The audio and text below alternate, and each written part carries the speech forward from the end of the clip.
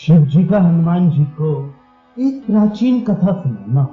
श्री शिव जी कहते हैं, इसके बाद श्री राम ने सोचा कि अपने नाम से मैं सागर के संगम पर उत्तम शिवलिंग स्थापित करूंगा।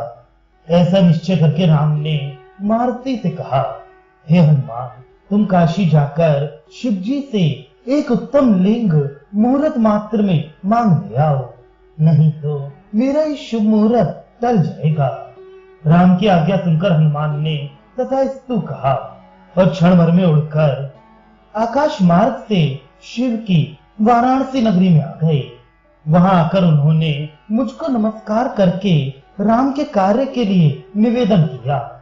हे देवी, उस निवेदन को सुनकर मैंने राम के लिए हनुमान को 2 उत्तम लिंग दिए और कहा कि हे कपि, मैंने भी दक्षिण दिशा में जाने का बहुत दिनों से निश्चय कर रखा है। ये निश्चय अगस्त्य मुनि के साथ हुआ था, पर बाद में सोचा जब विशेष रूप से राम की आज्ञा होगी तभी जाऊंगा। मेरे मुख से ये सुनकर मारुति ने मुझसे फिर प्रश्न किया, आपने पहले कब और कहां पर अगस्त्य के साथ ये निश्चय किया था? ये सब हाल कृपा करके कहें। मारुति की बात सुनकर मैंने कहा, हे मारुति, मैं तुमको पूर्व वृतांत बताता हूँ, सुनो। एक समय श्रीमान नारद मुनि नर्मदा नदी के पवित्र जल में स्नान करके समस्त देहधारी प्राणियों को सब कुछ देने वाले ओमकारेश्वर शिव की पूजा करके जा रहे थे। रास्ते में संसार भर के ताप को दूर करने वाला तथा रेवा के जल से प्रफुल्लित विंध्य पर्वत सामने दिखाई दिया। वह स्थावर तथा जंगम इन 2 रूपों से इस वसुमती पृथ्वी को यथार्थ नाम प्रदान कर रहा था। नारद को देखकर वह पर्वत सामने आया तथा उन्हें अपने घर पर ले जाकर सादर विधिवत पूजन किया। नारद जी का श्रम दूर हो जाने पर विंध्याचल विनम्र होकर कहने लगा कि आपके चरण रज से मेरा पाप पुंज नष्ट हो गया। हे महामुनि, आपके दैहिक तेज के संसर्ग से अनेक मनोव्यथा पैदा करने वाला मेरे हृदय का अंधकार दूर हो गया। आज मेरे लिए बड़ा शुभ दिन है। चिरकाल से उपार्जित मेरे प्राकृत पुण्य आज सफल हो गए। आज से मैं पर्वतों में माननीय पर्वत माना जाऊंगा। ये सुनकर मुनि ने कुछ लंबी सांस ली। ये देखा तो घबराकर पर्वत ने कहा, हे सब अर्थों को जानने वाले ब्राह्मण, इस उच्छ्वास का क्या कारण है? आपके हृदय का खेद मैं क्षण भर में मार्जित कर दूंगा। पूर्व पुरुषों ने मेरु आदि सब पर्वतों को मिलाकर पृथ्वी को धारण करने में समर्थ बतलाया है, पर मैं अकेला ही उसको धारण कर सकता हूँ। अभी गौरी का पिता होने से, पर्वतों का अधिपति होने से तथा पशुपति शिव का संबंधी होने के कारण केवल हिमालय ही सज्जनों के मान का पात्र है। मेरी समझ में तो सोने से भरा हुआ तथा रत्न में शिखरों वाला तथा देवताओं का निवास स्थान होने पर भी मेरु विशेष माननीय नहीं है। क्या पृथ्वी को धारण करने वाले अन्य सैकड़ों पर्वत इस संसार में नहीं है? क्या वे सभी पर्वत सज्जनों के मान्य हैं? नहीं, यदि हैं भी तो केवल अपने अपने स्थानों पर। उदयाचल मंद है, वह राक्षसों को आश्रय देने की कृपा करने में भी समर्थ है। निषदगिरी औषधि मात्र धारण करता है, अस्ताचल निस्तेज हो गया है। नीलगिरी नीले पत्थरों का समूह मात्र है। मंदराचल मंद दृष्टि है। मलय पर्वत सर्पों का घर है। रैवत ईंधन है। हेमकूट तथा त्रिकूट आदि केवल कूट उत्तर पद वाले ही हैं। किष्किंधा, क्रौंच और सह पर्वत भी पृथ्वी के बोझ को धारण करने में समर्थ नहीं है।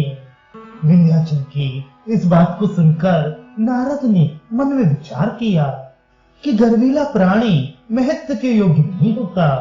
क्या इस संसार में श्रीशैल आदि पर्वत निर्मल, कांति संपन्न तथा यशस्वी नहीं है, जिनके शिखर को देखने मात्र से शुद्ध अंतःकरण वाले महान पुरुषों को मुक्ति मिल जाती है? अतः आज इसके बल की परीक्षा करनी चाहिए। ऐसा विचार करके नारद मुनि ने कहा, तुमने पर्वतों का बल ठीक वर्णन किया है, पर पर्वतों में श्रेष्ठ मेरु पर्वत तुम्हारा अपमान करता है। वह तुमसे भी अपने को बढ़कर मानता है। बस यही कारण है कि मैंने लंबा श्वास लिया था और ये बात तुमसे भी कह दी। अथवा हम जैसे महात्माओं को इस बात की क्या चिंता है, तुम्हारा कल्याण हो। इतना कहकर वे व्योम मार्ग से चली गई। नारद मुनि के चले जाने पर अतिशय चिंताकुल होकर विंध्य पर्वत ने अपने आप की बड़ी निंदा की और सोचने लगा कि मेरू की इतनी बड़ी महिमा क्यों है। ग्रहों तथा नक्षत्रों सहित सूर्य नारायण प्रतिदिन उसकी परिक्रमा करते हैं। संभवतः इसी से उसको अपने बलाधिक्य तथा महत्व का अभिमान है। ऐसा निश्चय करके विंध्याचल ने उसकी समृद्धि देखने की इच्छा से अपना शरीर बहुत ऊपर को बढ़ाया और सूर्य के रास्ते को रोककर आकाश रूपी आंगन में खड़ा हो गया। प्रातःकाल सूर्य ने दक्षिण दिशा की ओर जाने को प्रस्थान किया। रास्ता रुका देखकर वे वहीं रुक गए। जब बहुत दिन बीत गए तब सूर्य के प्रचंड किरण समूह के ताप से पूर्व तथा उत्तर दिशा के लोग जलने लगे। पश्चिम तथा दक्षिण दिशा के लोगों की आंखें निंद्रा से नहीं रही। वे जब भी देखते तो आकाश में ग्रह और नक्षत्र ही विद्यमान दिखाई देते थे। संसार में सुहा, सुधाकार, वशटकार, अग्निहोत्र तथा पंचयज्ञ की क्रियाओं के लोप हो जाने से तीनों लोग कांप उठे। पश्चात ब्रह्मा जी के कहने से देवताओं ने जाकर विंध्य पर्वत के गुरु अगस्त मुनि से प्रार्थना की। तब मुनि घबराकर यहाँ काशी में आए। मैंने अगस्त मुनि से कहा कि तुम दक्षिण दिशा की ओर जाओ।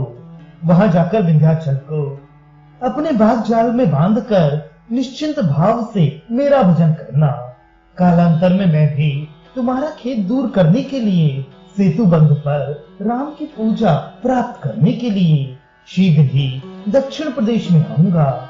मेरे इस कथन को सुनकर अगस्त मुनि प्रसन्नता पूर्वक उसी समय काशी छोड़कर अपनी स्त्री लोक मुद्रा के साथ विंध्य पर्वत की ओर चल पड़े। सपत्नीक मुनि को देखकर विंध्याचल कांपने लगा और मानो पृथ्वी में घुस जाना चाहता हो। इस प्रकार अतिशय छोटा रूप धारण करके बोला कि मैं आपका दास हूँ, मुझे कुछ आज्ञा देने की कृपा करें। विंध्य की बात सुनकर अगस्त्य मुनि बोले, हे विंध्य, तुम साधु पुरुष तथा विद्वान हो और मुझे भली भांति जानते हो। अतः जब तक मैं उधर से लौटकर पुनः यहाँ न आऊं तब तक तुम इसी प्रकार वामन रूप से नीचा सिर किए खड़े रहो।